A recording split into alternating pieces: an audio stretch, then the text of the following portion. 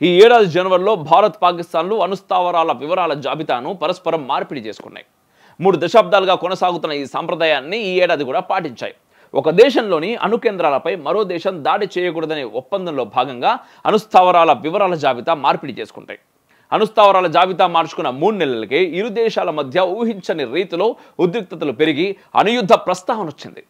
ఉగ్రదేశం పాకిస్తాన్ అణ్వాయుధాల ప్రస్తావన తేవడానికి ప్రధాన కారణం సింధు నదీ జలాల ఒప్పందాన్ని భారత్ రద్దు చేయడమే అంటున్నారు నిపుణులు.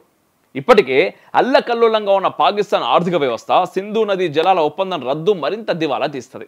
దేశంలోని నీటి సరఫరా అత్యధికంగా సింధు, జీలం, చీనాబ్ నదుల జలాలపైనే ఆధారపడి ఉన్నది. అక్కడ దేశంలో సుమారు 23 కోట్ల మంది దాహార్తిని సింధు జలాలు తీరుస్తున్నాయి. కరాచీ, లాహోర్, ముల్తాన్ నగరాల్లో తాగునీరు సింధు నది నుంచి అందుతున్నాయి. పాక్ వ్యవసాయ రంగానికి 80% నీటి వాటా సింధు నది జలాల ఒప్పందం ద్వారానే అందుతున్నది. సుమారు 16 లక్షల హెక్టార్లు ఈ నదుల కింద సాగవుతుందని అంచనా.